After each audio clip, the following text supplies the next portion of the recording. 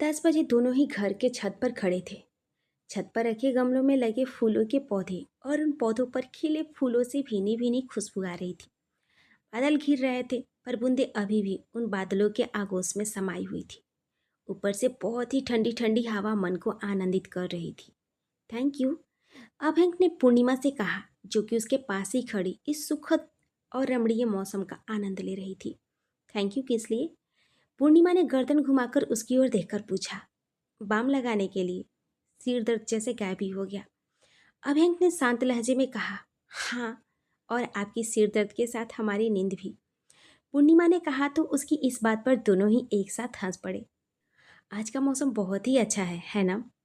कुछ देर बाद पूर्णिमा ने आसमान की ओर देखकर कहा, हाँ। अभयंक ने बस इतना सा ही जवाब दिया। फिर दोनों ओर खामोशी छा गई। अभी कुछ 5 ही मिनट बीते होंगे कि बारिश के रिमझिम फवारे शुरू हो गई। बारिश शुरू हो गई, चलिए नीचे चलते हैं। इतना कहकर पूर्णिमा दौड़कर दरवाजे के पास आ गई। लेकिन जब उसे एहसास हुआ कि अभयंक नहीं आया तो उसने पीछे पलटकर देखा। अभयंक अब भी वैसे ही खड़ा था। मिस्टर ओबराय, क्या हुआ? चलिए। पूर्णिमा ने वहीं से आवाज दिया, पर अभयंक ने कुछ भी नहीं कहा। वह कुछ देर रुककर उसे देखकर समझने की कोशिश करने लगी कि अभयंक आ भी नहीं रहा है और ना ही कोई जवाब दे रहा है। उसने देखा कुछ ही मिनटों में बारिश बहुत ही तेज हो गई तो उसने फिर से उसे आवाज लगाया, अभयंक जी, बारिश तेज हो गई है, आ जाइए। इस बार भी अभयंक ने कोई जवाब नहीं दिया। अपनी दोनों हथेलियों से रेलिंग को थामे वे यूं ही खड़ा रहा। पूर्णिमा को अब उसकी चिंता होने लगी तो भीगने से बचने की कोशिश करती हुई तेज कदमों से अभयंक के पास पहुंची और उसकी हथेली थाम उसे लगभग खींचते हुए बोली, चलिए, क्या हुआ है आपको? आप ऐसे क्यों भीग रहे हैं? बीमार हो जाएंगे आप। पूर्णिमा ने लगभग चिल्लाते हुए कहा। बारिश की तेज आवाज में उसकी तेज आवाज भी दबकर कम ही लग रही थी। अभयंक उसके करीब आया और उसकी आंखों में देखते हुए बोला, कभी किसी से प्यार हुआ है आपको? जी, क्या कह रहे हैं आप? पूर्णिमा ने अजीब सी नजरों से उसे देखा, यह समझने की कोशिश करते हुए कि इस समय ये सवाल क्यों। अभयंक की आवाज फिर से आई, बोलिए, प्यार हुआ है कभी किसी से? इस बार पूर्णिमा ने भी उसकी आंखों में देखते हुए जवाब दिया, नहीं। उसकी ना सुनकर अभयंक के दिल में एक दर्द सा उठा जो उसके चेहरे से भी छलक गया। उसे चुप देखकर पूर्णिमा ने फिर से पूछा, इस समय ये सवाल क्यों? उसका सवाल सुनकर अभयंक हंस पड़ा और बोला, जानकर क्या करेंगी आप? वही जो आप कर रहे हैं, अपने सवाल का जवाब जानकर। पूर्णिमा ने उसकी आंखों में देखकर कहा तो उसने अपनी नजरें फेर ली। बोलिए, अचानक इस वक्त ये सवाल क्यों? पूर्णिमा ने उसकी आंखों में देखकर कहा तो उसने अपनी नजरें फेर ली। बोलिए, अचानक इस वक्त ये सवाल क्यों?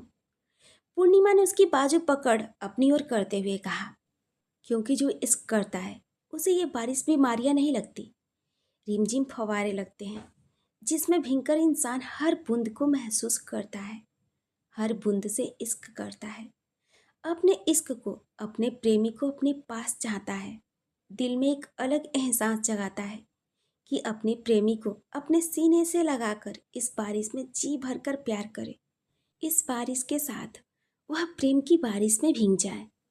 पर ये सब आप नहीं समझ पाएंगी, समझ पाती अगर किसी से इश्क किया होता। इतना कहकर वह दूसरी ओर घूमकर वहां से जाने लगा। आप किसके इश्क में भीगना चाहते हैं? पूर्णिमा के सवाल ने उसके कदम रोक लिए। अभयंक वहीं खड़ा रहा। उसने कोई जवाब नहीं दिया तो पूर्णिमा उसके पास आकर खड़ी हो गई। बोलिए, जवाब दीजिए। क्या जवाब दूं आपको मोहतरमा? सब कुछ जानकर अनजान बनना कोई आपसे सीखे। आप क्या बोल रहे हैं? मेरी समझ में कुछ नहीं आ रहा। और जब समझ ही नहीं आ रहा कुछ तो फिर जाना ही क्यों है? पत्नी हूं आपकी, इसलिए जानना है। पूर्णिमा ने कहा, आप क्या चाहती हैं? अच्छी तरह सोच लीजिए, फिर बयां कीजिए। मुझे ऐसा क्यों लग रहा है जैसे आज आप मुझसे झगड़ने के मूड में हैं। आप सोच कि मैं किस मूड में हूँ वह आपको समझ नहीं आ रहा है या फिर जानबूझकर अनजान बनती हैं। इतनी बड़ी जर्नलिस्ट हैं आप, समझ ना आए मेरी बातें, ऐसा तो हो ही नहीं सकता। अब इसमें मेरे प्रोफेशन की बात कहाँ से आ गई? झगड़ने के मूड में फिलहाल आप मुझे लग रही हैं। आप मुझे अपनी बातों में उलझा रहे हैं। तब से तो मैं आपको कहीं और उलझाना चाहता हूँ, पर आपने तो दिल और दिमाग दोनों के दरवाजे बंद कर रखे हैं। देखिए, अभी आप वही कर रहे हैं। पूर्णिमा ने चिढ़कर कहा तो अभयंक यूं ही मुस्कुराता हुआ उसे देखता रहा। उसे मुस्कुराता देख पूर्णिमा ने चिढ़कर कहा, आप भींगते रहिए, मैं जा रही हूँ सोने। आपके चक्कर में मैं भी भींग गई। इतना कहकर पूर्णिमा जाने को हुई कि अभयंक ने उसकी कलाई थाम कर उसे अपनी ओर खींच लिया। वे सीधे उसके सीने से जा लगी। उसके गीले बाल उसके चेहरे पर बिखर कर आधे से ज्यादा ढंक चुके थे। बारिश का पानी चेहरे पर गिरने से आंखें फड़फड़ा रही थी। अभयंक ने एक हाथ से उसकी कमर को थाम उसे खुद के और करीब कर लिया। उसके इतने करीब आ जाने से पूर्णिमा के शरीर में होती कपकपाहट उसे साफ महसूस हो रही थी। पूर्णिमा के दोनों हाथ उसके सीने पर आ ठहरे। अभयंक अपने होठ उसके कान के पास ले गया और धीरे से बोला, सच में जानना चाहती हैं कि मैं किसके इश्क की बारिश में भीगना चाहता हूँ? पूर्णिमा ने कोई जवाब नहीं दिया, बस अपनी नजरें उठाकर उसकी आंखों में देखने लगी। धड़कनें बेतहासा धड़क रही थी, सांसें तेज हो गई और ये सब अभयंक अच्छे से महसूस कर पा रहा था। बोलिए, अभयंक ने फिर से अपने होठ उसके कान के पास ले जाकर कहे तो उसके होठ हल्के से उसके कान को छू गए, जिससे एक सिहरन सी दौड़ गई उसके पूरे बदन में। पल भर को आंखें बंद हो गई, होठ थरथराकर रह गए। बोलिए, बता दूं? अभयंक ने फिर से पूछा तो उसकी गर्म सांसें उसके भीगे बदन की सिहरन को और बढ़ा गई। न जाने क्यों, पर उसने अपनी पलकें झुकाकर नामे गर्दन हिला दी। ये देखकर अभयंक के चेहरे पर मुस्कान आ गई। उसने बिना देर किए अपने होठों से उसके थरथराते होठों को शांत कर दिया। इतने दिनों से उसकी शांत स्वभाव के पीछे छुपी उसकी तड़प, उसकी बेसब्री और जाहिर इश्क, वे एक साथ सब जता रहा था। पूर्णिमा के दोनों हाथों ने अब अभयंक की सर को अपनी मुट्ठी में भी ले लिया। वह अभयंक से अपनी कोई भी भावना जाहिर तो नहीं कर रही थी। न गुस्सा, न नफरत, न बेबसी, न जीत और न प्यार। वे शांति महसूस कर रही थी अभयंक के एहसास को, जो सिर्फ उसके लिए थे।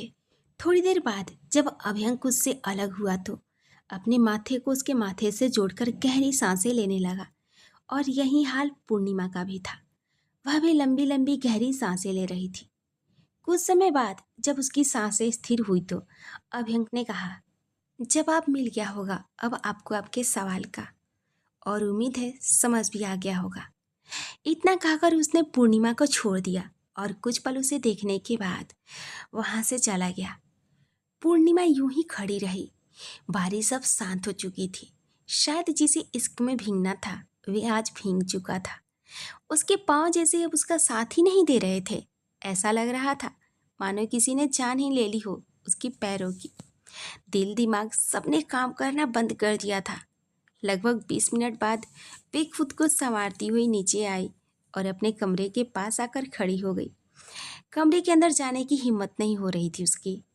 कुछ देर तक वह यही सोचती रही कि वह कमरे में कैसे जाएगी, अभयंक मिला तो उसका सामना कैसे करेगी।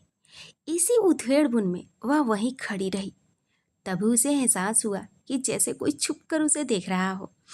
उसने अपनी नज़रों को चारों ओर घुमाया पर उसे कोई भी नहीं दिखा। फिर अपनी हालत का ध्यान आया। उसने अपने आप को ऊपर से नीचे तक देखा। कपड़े पूरे गीले होकर शरीर से चिपक चुके थे, पर अब तो ठंड का भी एहसास होने लगा था उसे। अपनी हालत देखकर उसने हिम्मत की और कमरे में आ गई। कमरे में आने के बाद उसने देखा अभयंक कमरे में नहीं है। उसने बाथरूम की ओर देखा तो बाथरूम का डोर भी बाहर से ही लॉक था। फिर एक नज़र उसने बालकनी की ओर डाला तो वहाँ भी उसे कोई नहीं दिखा। उसने सुकून से गहरी सांस ली और अपने कपड़े निकाल कर उसे लिए बाथरूम में चली गई। बाथरूम में आने के बाद उसने अपने आप को आईने में देखा। खुद की नज़र जब अपने होठों पर पड़ी तो शर्म से नजरें झुक गई। उसने फिर बिना देर किए अपने कपड़े बदले और कमरे में आ गई।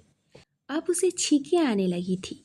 उसने घड़ी में समय देखा तो रात के 9:45 हो रहे थे। उसने घड़ी से नज़र हटाई और एक बार फिर से पूरे कमरे से लेकर बालकनी तक अपनी नज़रें घुमाई, इस उम्मीद में कि शायद अब अभयंक कमरे में आ गया हो, पर ऐसा कुछ नहीं हुआ। कुछ सोचते हुए वह कमरे से बाहर निकली और सीधा रसोई में गई। वहाँ जाकर उसने अदरक लौंग वगैरह लिया और 2 कप काढ़ा बनाने लगी।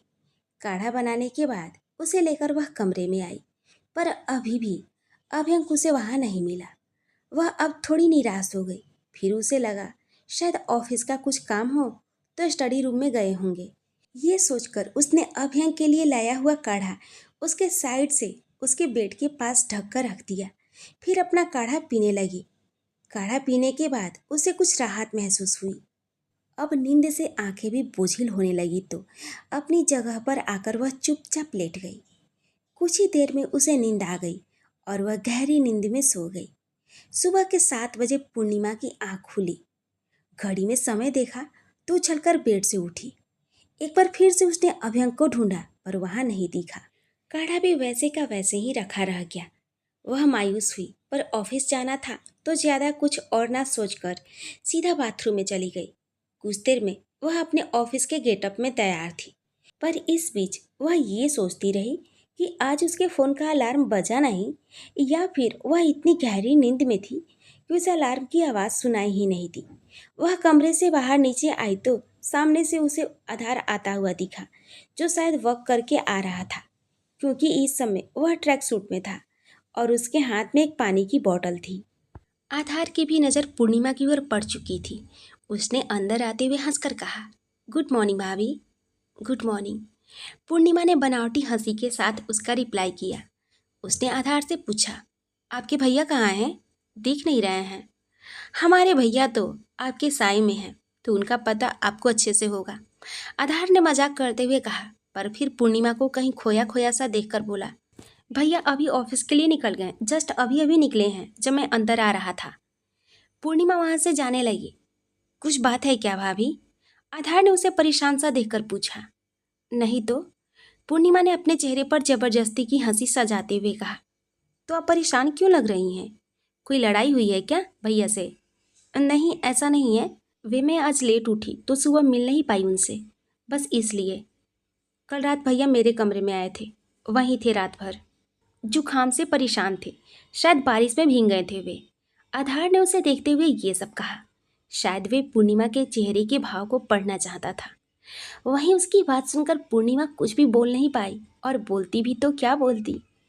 उसे यूं चुप देखकर आधार ने भी अब आगे कुछ और बोलना ठीक नहीं समझा, और फिर उस बात को वहीं खत्म करते हुए बोला, चलिए नाश्ता करते हैं।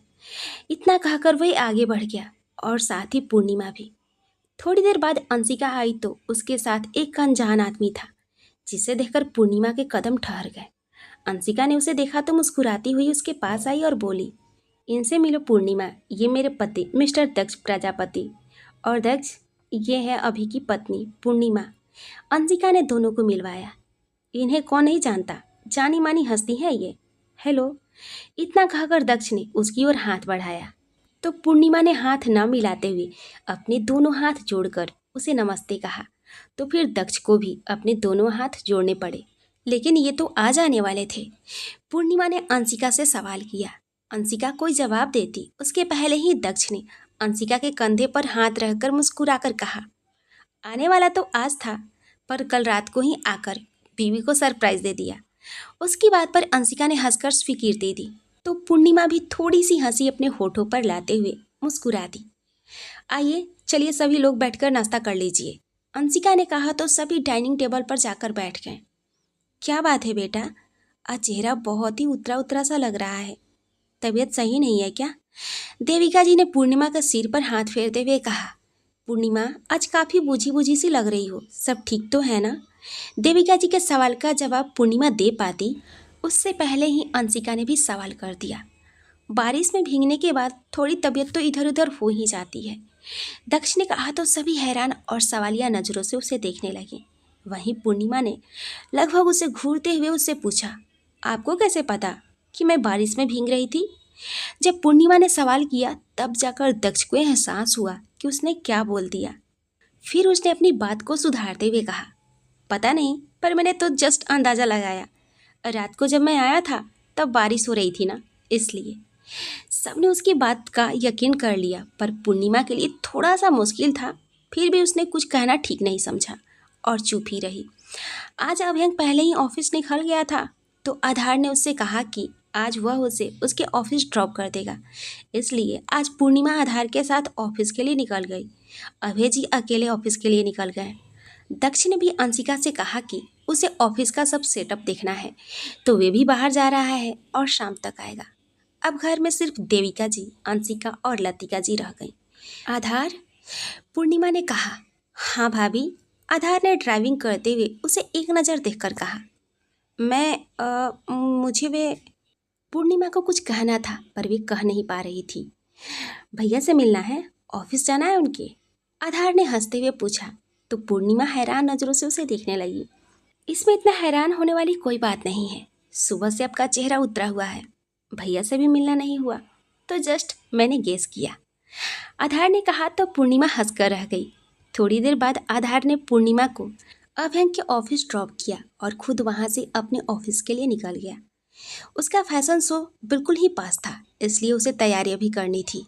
पूर्णिमा अभ्यंग के ऑफिस आई तो सभी उसे ही देख रहे थे। आज वे पहली बार अभ्यंग के ऑफिस आई थी। अभ्यंग का ऑफिस बहुत ही बड़ा था और अभ्यंग का केबिन भी उसे पता नहीं था, इसलिए वह सीधा रिसेप्शन पर आ गई। रिसेप्शनिस्ट ने उसे पहचाना तो सही, पर न्यूज़ एंकर के तौर पर, ना कि अभ्यंग के वाइफ के तौर पर। इसे देखते ही उस रिसेप्शनिस्ट ने उससे कहा, hello ma'am, how can I help you? मुझे मिस्टर अभ्यंग से मिलना है। पूर्णिमा ने बस इतना ही कहा।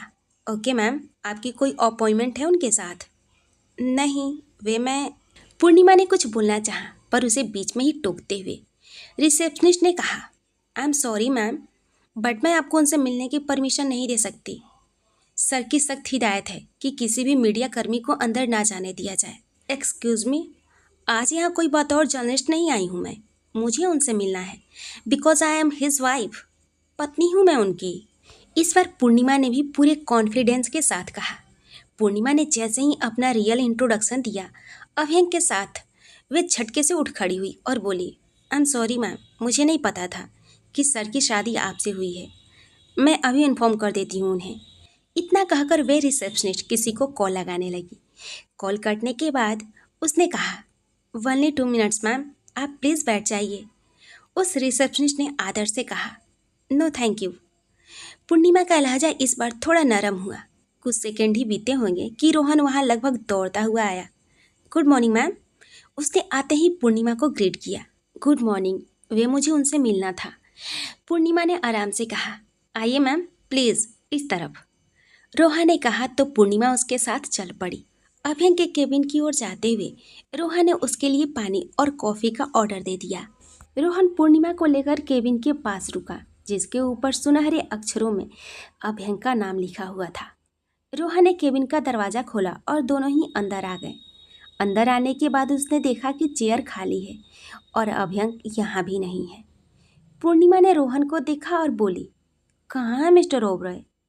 वे एक्चुअली मैम, आज सर की एक बहुत ही इम्पोर्टेंट मीटिंग है, तो वे इस वक्त उसी मीटिंग में बिजी हैं।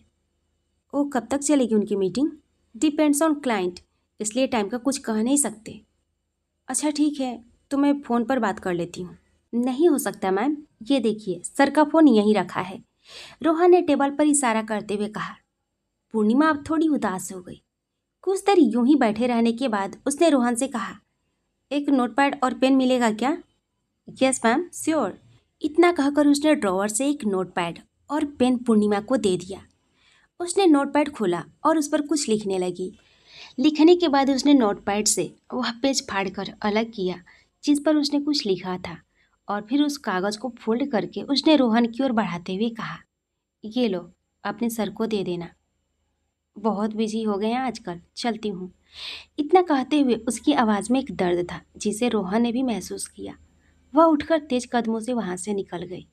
उसके जाने के बाद अभ्यंक अपने केबिन के बाथरूम से बाहर आया और चुपचाप आकर चेयर पर बैठ गया। सर, वे आपसे मिलना चाहती थी। शायद कोई इम्पोर्टेंट काम था, रोहन ने अभ्यंक से कहा। उसके सारे काम इम्पोर्टेंट ही होते हैं, सिवाय हमारे रिश्ते के। सर, आप यहीं थे, फिर भी क्यों मना किया उनसे मिलने से? कभी कभी नज़दीकियों को बढ़ाने के लिए दूरियों का सहारा लेना पड़ता है रोहन।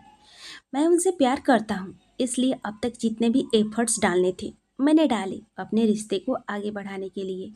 प्यार तो उनके मन में भी है, पर वह प्यार कभी बाहर नहीं आता।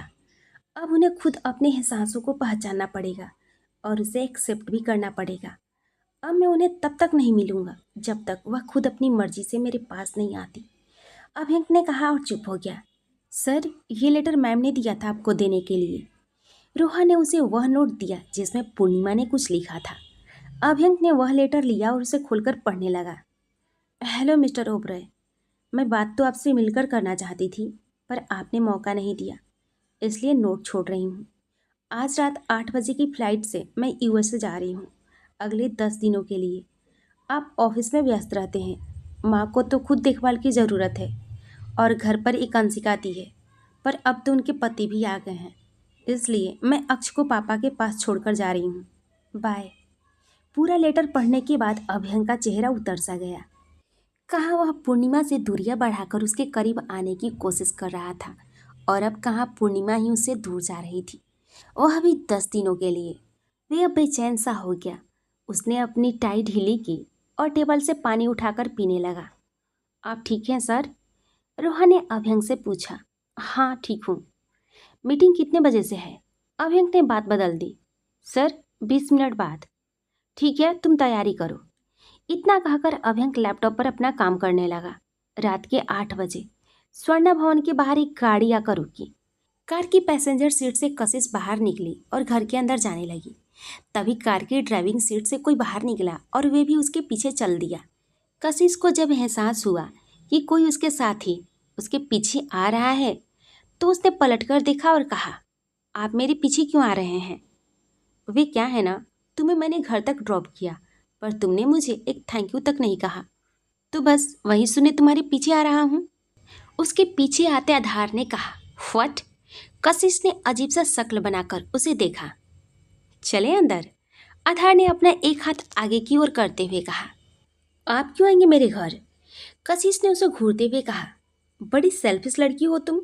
एक तो तुम्हें तुम्हारे घर तक ड्रॉप किया, ऊपर से तुमने मुझे एक बार भी अंदर आने के लिए नहीं कहा, और जब मैं खुद आ रहा हूँ तो तुम मुझे रोक रही हो।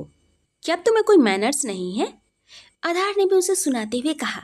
मैनर्स मुझ में नहीं है तो आप में कौन सा भरा पड़ा है जो बिन बुलाए किसी के यहाँ आने के लिए मरे जा रहे हैं? कशिश ने भी चिढ़कर कहा। चाचू। आधार कुछ कह पाता उससे पहले ही अक्ष दौड़ता हुआ आया और आधार से लिपट गया। उसके पीछे ही पंकज जी भी थे, जो मुस्कुराते हुए आधार और अक्ष को देख रहे थे। आधार ने अक्ष को गोद में उठाया और उसके गाल पर किस करते हुए बोला, कैसा है मेरा चैम? बिल्कुल ठीक। आधार अक्ष से बात कर रहा था, तभी पंकज जी भी उसके पास पहुंच गए। आधार ने उन्हें देखा तो अक्ष को अपनी गोद से नीचे उतारकर आगे बढ़ा और फिर झुककर पंकज जी के पैर छुए। उन्होंने उसे आशीर्वाद दिया, फिर हंसते हुए बोले, आखिर इसने जिद करके तुम्हें बुला ही लिया। जी, मेरा चैम चाचू को याद करे और वे ना आए, ऐसा हो सकता है क्या? आधार ने भी हंसते हुए कहा। आइए अंदर चलिए, डिनर तैयार है, पंकज जी ने आधार से कहा। फिर कशिश की ओर देखकर बोले, आधार के लिए और हम सब के लिए डिनर लगाओ। इतना कहकर वह खुद भी अंदर चले गए। थैंक यू चाचू, आप मेरे बुलाने पर आ गए। अक्ष फिर से उसकी गोद में चढ़ा, उससे लिपट कर बोला, वैसे तो मैं कुछ लोगों के बुलाने पर नहीं आता, पर यहाँ तो मेरा चैम है, अगर तुम नहीं बुलाते तो भी मैं आ जाता। आधार ने तिरछी नज़र से कशिश की ओर देखते हुए बयान किया। सच्ची चाचू? अक्ष ने झांकते हुए पूछा। मुच्ची। आधार ने भी प्यार से उसके गाल को खींचते हुए कहा। कशिश। अंदर से पंकज जी की आवाज़ आई तो कशिश जैसे होश में आई, क्योंकि अब तक वह सब कुछ भूलकर गुस्से से लाल होकर सिर्फ आधार को घूरने में व्यस्त थी। पंकज जी की आवाज़ फिर से आई तो कशिश ने भी आई कहा और चिढ़कर पैर पटकती हुई अंदर आ गई। सभी ने मिलकर डिनर किया। उसके बाद अक्ष के जिद करने पर आधार उसे आइसक्रीम खिलाने ले गया। वापस आया तो उसके हाथ में और भी आइसक्रीम थे, जो पंकज जी और कशिश के लिए ही था। अक्ष ने वह आइसक्रीम कशिश को पकड़ाया तो उसने उसे फ्रिज में रख दिया। अब उसके साथ वहीं ड्राइंग रूम में खेलने लगा और जिद करने लगा कि वह वहीं रुक जाए। पंकज जी ने भी कहा कि आज रात उसे वहीं रुक जाना चाहिए, वैसे भी रात के 11:30 हो चुके हैं।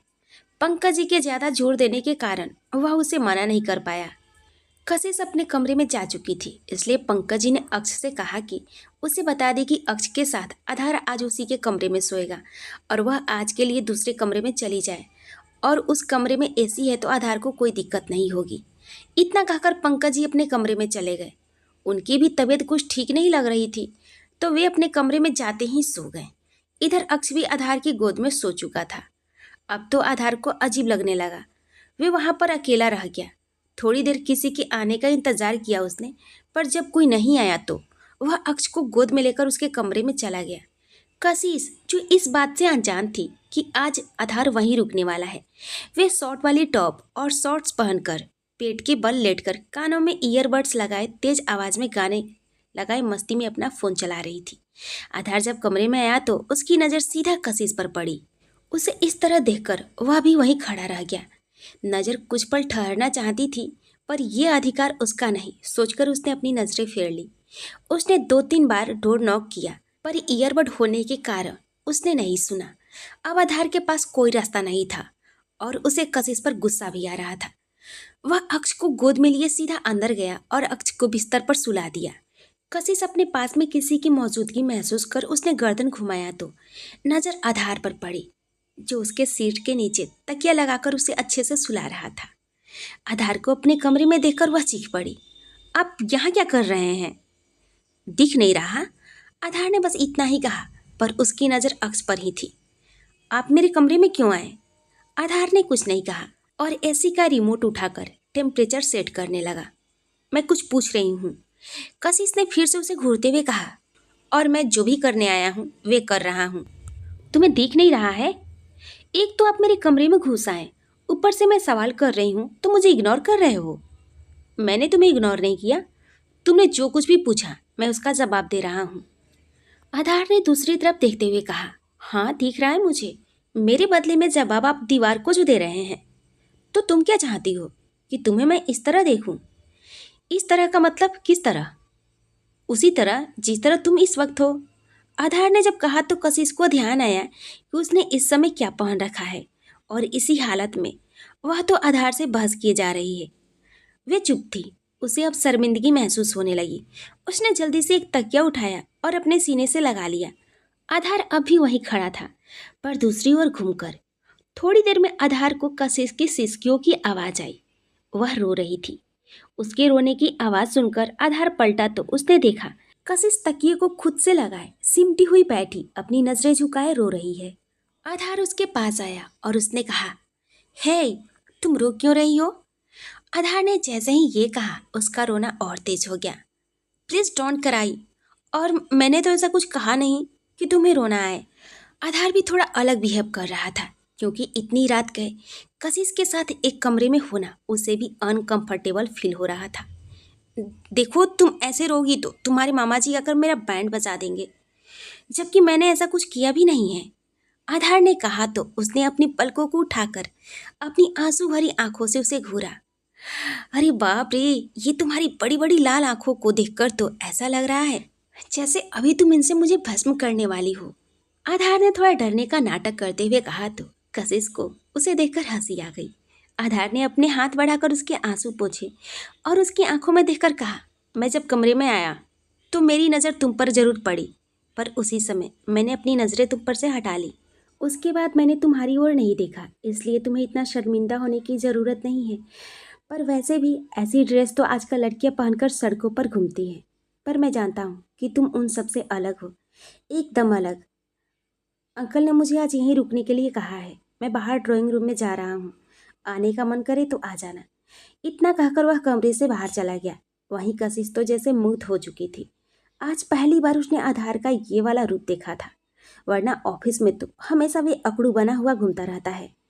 वह उठी और अपने लिए कपड़े निकाल बाथरूम में चली गई। वह जब कमरे से बाहर आई, अब उसने हाफ स्लीव्स की ढीली सी एक लाइट पिंक कलर की टी शर्ट पहनी थी और नीचे ब्लैक कलर का लोअर।